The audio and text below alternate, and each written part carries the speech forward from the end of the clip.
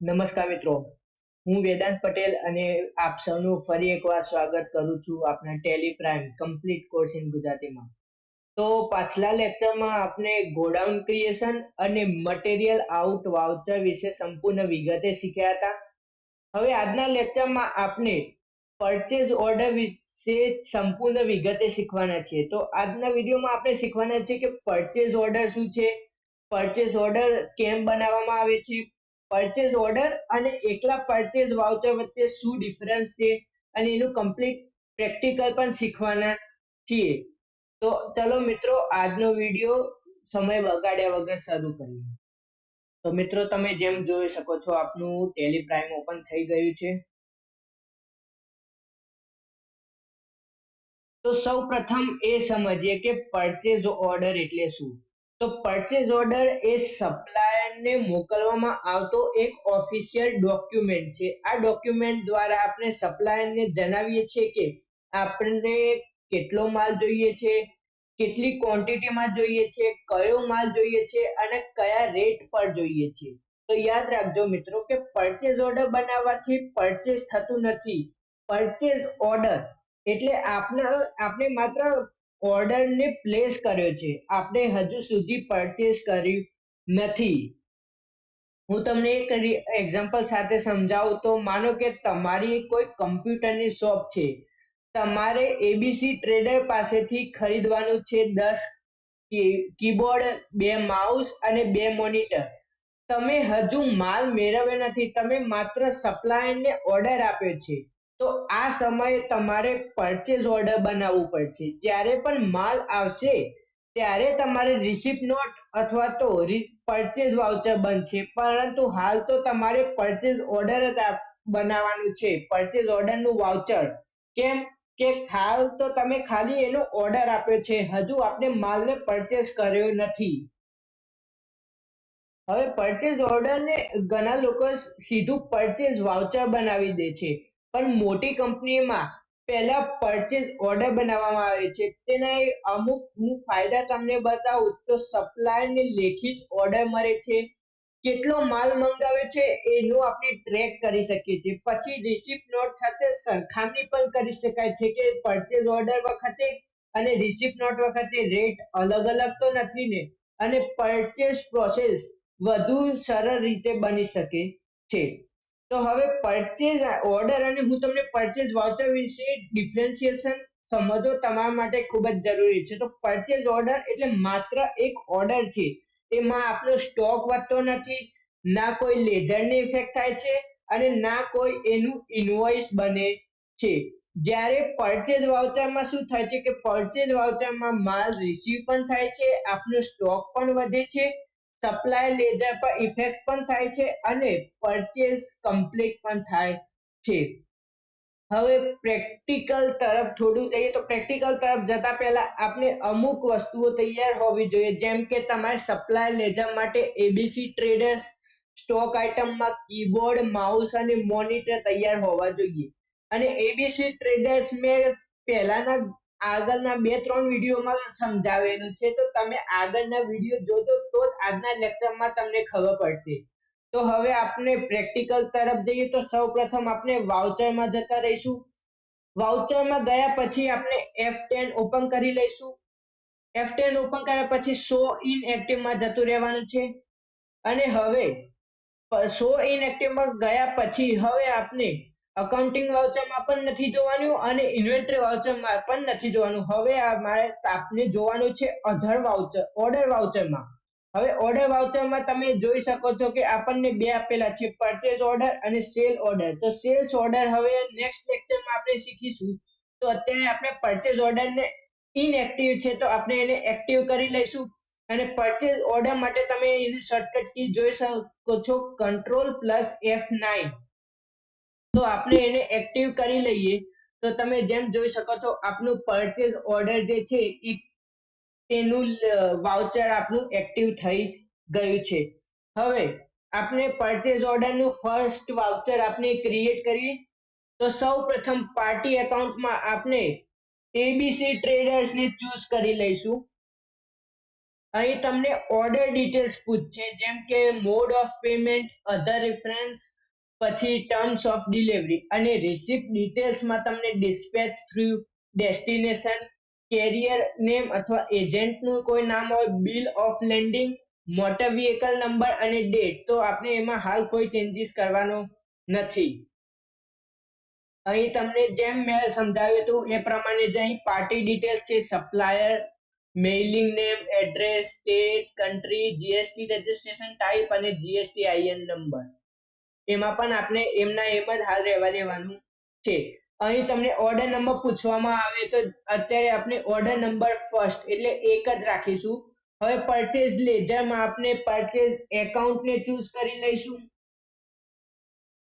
હવે number of items, તો number of આઇટમ્સમાં સૌ પ્રથમ આપણે ચૂઝ કરી લઈશું કીબોર્ડ. તો અહીં ડ્યુ ઓન મીન્સ કે તમારી ડેટ આપણને પૂછવામાં આવી છે. તો હવે અહીં ગોડાઉનમાં એની, તો અહીં તમે ચૂઝ કરી શકો છો કે તમારે એ માલ કયા ગોડાઉનમાં પહોંચાડવાનો છે. તો ફેક્ટરી ગોડાઉનમાં મોકલવો છે, ફિનિશ્ડ ગુડ્સમાં મોકલવો છે, મેઇન ગોડાઉનમાં મોકલવો છે, કે આપણું જે ઓલરેડી ક્રિએટેડ હતું મેઇન લોકેશન વાળું એમાં મોકલવું છે. તો આપણે એને ફેક્ટરી ગોડાઉનમાં ચૂઝ કરી લઈશું. હવે ક્વોન્ટિટીમાં ચૂઝ કરી લઈશું 10. હવે રેટમાં આપણે 800 રૂપીસ જ રાખવાનું છે. તમે મિત્રો હંમેશા યાદ રાખજો કે રેટ આપણે અહીં 800 રૂપીસ જ રાખીશું એટલે એની અમાઉન્ટ ઓટોમેટિકલી 8000 રૂપીસ આવી જશે. હવે નેક્સ્ટ આઇટમ આપણે હજુ એક આઇટમ આપણે ચૂઝ કરવાની છે માઉસ. હવે આપણે માઉસનું સ્ટોક આઇટમ ક્રિએટ કરેલું નથી એટલે આપણે હવે માઉસનું સ્ટોક આઇટમને ક્રિએટ કરીશું. તો સૌ પ્રથમ અહીં આપણે ક્રિએટમાં જતા રહીએ. અહીં આપણે ક્રિએટ કરી લઈએ માઉસ. માઉસને આપણે પ્રાઇમરી ગ્રુપમાં જ રાખીશું. એનું યુનિટ્સમાં આપણે NOS મીન્સ નંબર્સને ચૂઝ કરવાનું છે. તો આપણે NOS ચૂઝ કરી લઈશું. હાલ GST માં આપણે નોટ એપ્લિકેબલ રાખવાનું છે અને બીજું કોઈ ચેન્જીસ કરવાનું નથી એટલે આપણે એને સેવ કરી લઈશું. આપણે ડેટ એ જ રહેવા દેવાની છે. ગોડાઉનમાં આપણે ફરીથી ફેક્ટરી ગોડાઉન ચૂઝ કરી લઈશું. ક્વોન્ટિટીમાં આપણે માની લો કે આપણે 5 ક્વોન્ટિટીને ચૂઝ કરી લઈશું. હવે રેટ આપણે એ નથી રાખવાનું. હવે આપણે માનો કે અહીં રેટ આપણે ચેન્જ કરીએ છીએ કે 500 રૂપીસ. તો અહીં આપણે 500 રૂપીસ રેટ કર્યો એટલે અમાઉન્ટ એની 2500 રૂપીસ થઈ ગઈ. હવે આપણે એમાં બીજો કોઈ ચેન્જીસ કરવાનો નથી. અને હવે આપણે ત્રીજું એક આઇટમ એડ કરીએ કે મોનિટર. આપણે મોનિટરને પણ ક્રિએટ કરેલું ન હતું એટલે આપણે મોનિટરને પણ ક્રિએટ કરીશું. અહીં સ્ટોક આઇટમ ક્રિએશનમાં જઈને આપણે મોનિટરને ક્રિએટ કરીએ.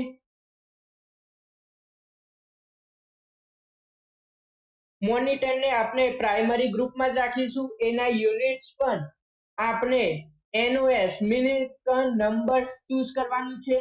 યુનિટ્સ મિત્રો હંમેશા યાદ રાખજો કે કોઈ પણ સ્ટોક આઇટમને ક્રિએશન વખતે તમારે એના યુનિટ્સ જે છે એ સરખી રીતે ચૂઝ કરવાનું છે.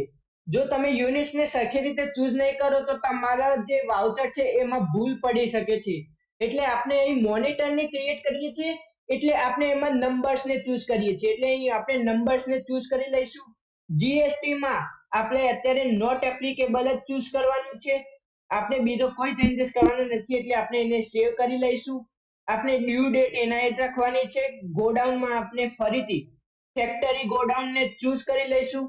ક્વોન્ટિટીમાં આપણે 2 ચૂઝ કરી લઈશું કે 2 NOS મીન્સ 2 નંબર એટલે 2 મોનિટર આપણે અહીં આપણે રેટ લખી દઈશું. અહીં આપણે રેટ લખી દઈશું 800. તો અહીં આપણે રેટ 800 લખી દીધું એટલે અહીં અમાઉન્ટ આપણી થઈ ગઈ 1600 રૂપીસ. હવે બીજો કોઈ પણ આપણે ચેન્જીસ કરવાનું નથી એટલે હવે આપણે સીધા નરેશન પર જતા રહીશું. કોઈ પણ મિત્રો હંમેશા યાદ રાખજો કે કોઈ પણ વાઉચરની એન્ટ્રી કર્યા પછી તમારે એની નરેશન લખવું ખૂબ જ જરૂરી છે. તો આપણે અહીં નરેશન લખીશું કે purchase order place for computer accessory.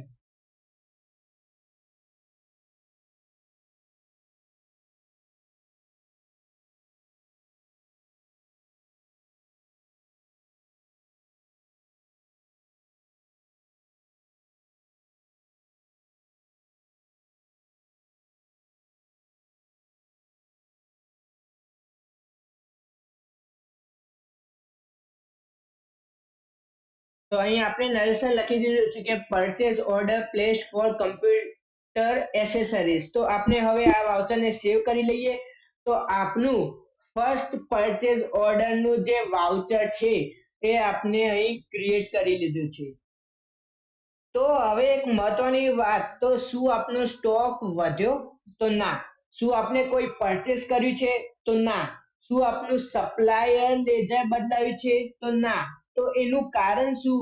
કે આ માત્ર આપણે ઓર્ડર આપ્યો છે, આપણે હજુ પરચેઝ એક્ચ્યુઅલ પરચેઝ જે છે એ હજુ કરવાની બાકી છે. તો હવે બિઝનેસમાં સામાન્ય રીતે કઈ પ્રોસેસ ફોલો થાય છે? તો હું તમને સમજાવું. તો બિઝનેસમાં કોઈ પણ પ્રોસેસ હોય છે. દરેક બિઝનેસમાં કોઈ પણ આપણા પરચેસ કરવા માટેની એક પ્રોસેસ હોય છે. જેમ કે સૌપ્રથમ આવે છે કે પરચેસ ઓર્ડર. એ પરચેસ ઓર્ડર પછી આવે છે સપ્લાયર માલ મોકલાવે. એ સપ્લાયર માલ મોકલાવ્યા પછી બને રિસીપ્ટ નોટ, અને રિસીપ્ટ નોટના પછી આપણે પરચેસ વાઉચરને ક્રિએટ કરીએ છીએ. આ આ જે તમે હાલ મેં તમને સમજાવ્યું, આ છે આપની કમ્પ્લીટ પરચેસ સાયકલ કહેવામાં આવે છે. હવે વિદ્યાર્થી મિત્રો, ઘણા વિદ્યાર્થી એવી ભૂલો કરે છે કે પરચેસ ઓર્ડરને પરચેસ વાઉચર સમજી લે છે, ઓર્ડર સેવ કરતા નથી, રોંગ ક્વોન્ટિટી લખી દે છે, અથવા રોંગ રેટ લખી દે છે, અથવા સપ્લાય લેજર ખોટું પસંદ કરી લે છે. તો આપણે આ ભૂલોને હંમેશા ટાળવાની છે. તો આજે આપણે શું શીખ્યા એનું એક ક્વિક રિવિઝન કરી લઈએ. તો મિત્રો, આજે આપણે પરચેઝ ઓર્ડર શું છે, તેનો ઉપયોગ ક્યાં થાય છે, એનું એક રિયલ લાઈફ એક્ઝામ્પલ સાથે મેં તમને સમજાવ્યા. પરચેઝ ઓર્ડરનું પ્રેક્ટિકલ શીખ્યા. પરચેઝ ઓર્ડર અને પરચેઝ વાઉચર વચ્ચેનો ડિફરન્સિએશન મેં તમને સમજાવ્યો, અને કોમન મિસ્ટેક શું કરે છે એ પણ સમજાવ્યું. તો આજનું તમારું હોમવર્ક એ છે કે એબીસી ટ્રેડર્સને પરચેઝ ઓર્ડર બનાવો. લેપટોપ 5 ક્વોન્ટિટી 45,000, અને પ્રિન્ટર 2 ક્વોન્ટિટી 12,000 રૂપિયા. ઓર્ડર નંબર તમારે લખવાનો છે PO002. ત્યારબાદ એન્ટ્રીને સેવ કરો અને કોમેન્ટમાં લખજો કે હોમવર્ક ડન. અને જો કોઈ ક્વેશ્ચન હોય તો પણ કોમેન્ટમાં જરૂર પૂછજો. તો મિત્રો, આજે આપણે પરચેઝ ઓર્ડર વાઉચર વિશે સંપૂર્ણ પ્રેક્ટિકલ સાથે શીખ્યા. હવે નેક્સ્ટ લેક્ચરમાં આપણે સેલ્સ ઓર્ડર વાઉચર વિશે સંપૂર્ણ પ્રેક્ટિકલ સાથે શીખવાના છીએ. આ વાઉચર દરેક બિઝનેસ માટે ખૂબ જ મહત્વનું છે, કારણ કે પરચેસ પ્રોસેસની શરૂઆત કરે છે અને સપ્લાય સાથે તે વ્યવહાર વધુ વ્યવસ્થિત રીતે બનાવે છે. હવે તો જો તમને આજનો વિડીયો ગમ્યો હોય તો વિડીયોને લાઈક કરો, તમારા મિત્રો સાથે શેર કરો, અને ચેનલને સબસ્ક્રાઇબ કરવાનું ભૂલશો નહીં. અને ત્યાં સુધી પ્રેક્ટિસ કરતા રહો. હું વેદાંત પટેલ મળીશ તમને નેક્સ્ટ લેક્ચરમાં. ધન્યવાદ.